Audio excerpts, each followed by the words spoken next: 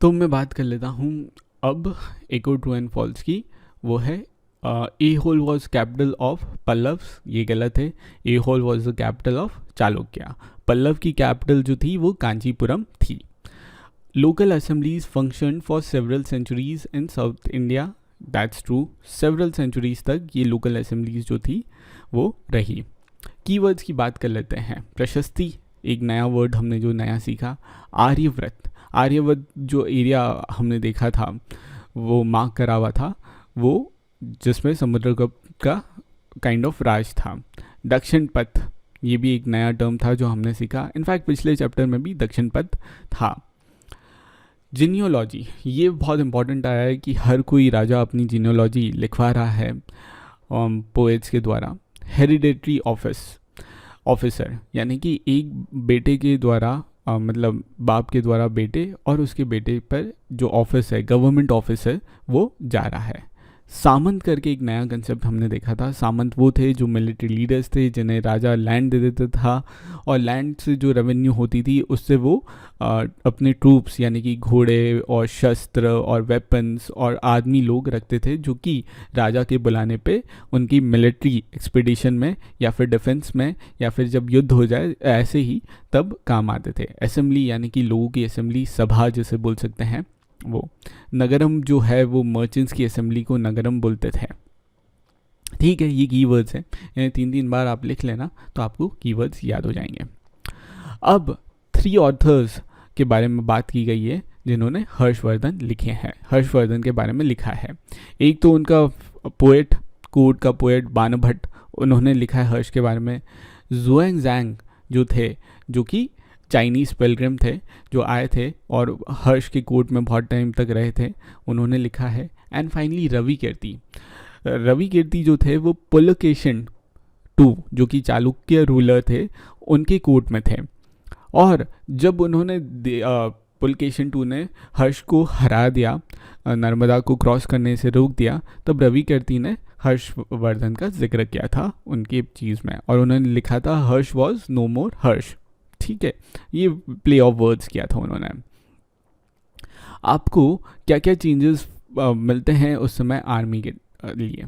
तो आर्मी तो पहले जैसे थी कि जो किंग था उनकी एक ऑर्गेनाइज आर्मी थी जिसमें कैवलरी होती थी, जिसमें फुट सोल्जर्स होते थे, एलिफेंट्स होते थे, चैरियट्स होते थे।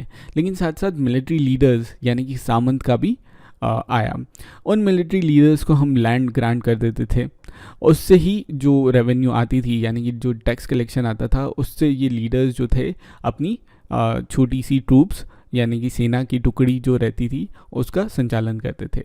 और इन लीडर्स को इनके ट्रूप्स को राजा को सैलरी नहीं देनी पड़ती थी।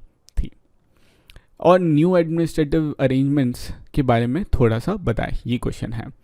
तो नए जो सिस्टम थे उसमें हेरिडेटरी सिस्टम आ गया।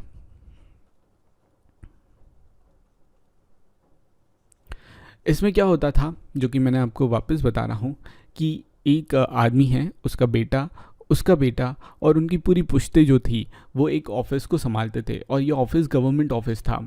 यानी कि जैसे कि हमने किसको देखा था, हरीश सेना को देखा था जो कि समुद्रगुप्त के पोएट थे। उनके पिता की तरह ही वो महादंड नायक बने यानी कि chief judicial officer. Simple language में बोलूँ तो वो जज बन गए थे, मेन जज बन गए थे, पावरफुल।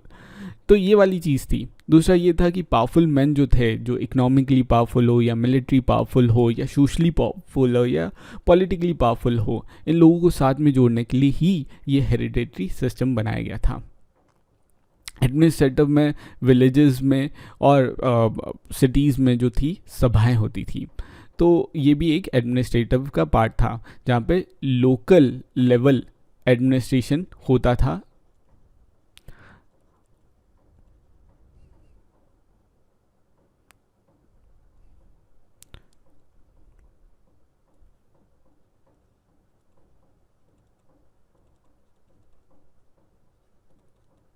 लोकल लेवल एडमिनिस्ट्रेशन होता था और उसके लिए बहुत सारी पोस्ट तैयार कर गई थी, जैसे कि नगर श्रेष्ठी एक टाइप की पोस्ट थी। ठीक है, और इस टाइप की और भी बहुत सारे पोस्ट क्रिएट कर गई थी।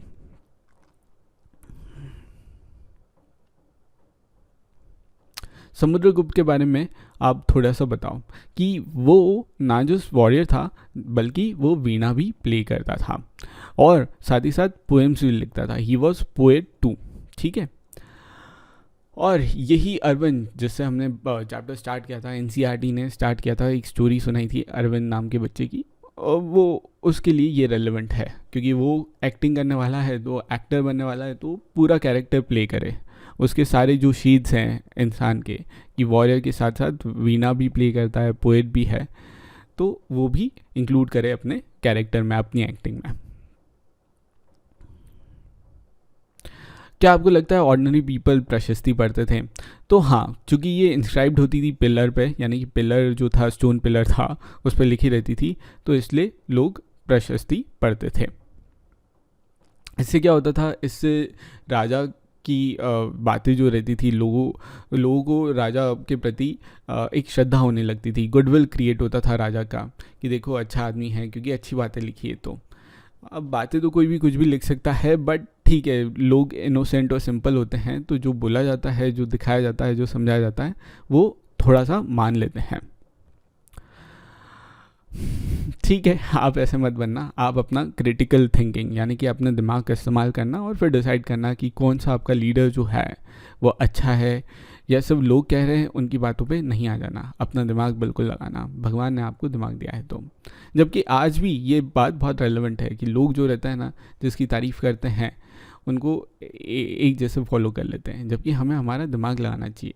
हर एक में अच्छाई और बुराई होती है, और कौन ज़्यादा अच्छा है, कौन कम बुरा है, उन चीज़ों में हमें चूज़ करना पड़ता है। हमारे लीडर्स, हम भी वोट देते हैं और हम हमारे लीडर्स को चूज़ करते हैं। तो आखिर में जो डेट्स, इंपॉर्टेंट डेट्स है वो ये है कि गुप्ता एम्पायर जो था आज से 1700 ईयर्स अगो स्टार्ट हुआ था, और हर्षवर्धन जो कि गुप्ता एम्पायर, गुप्ता डायनेस्टी के बाद आए, कुछ सालों बाद यानी कि बहुत सालों बाद आए, करीब 300 सालों बाद, वो 1400 ईयर्स अगो हर्षवर्धन का रूल था।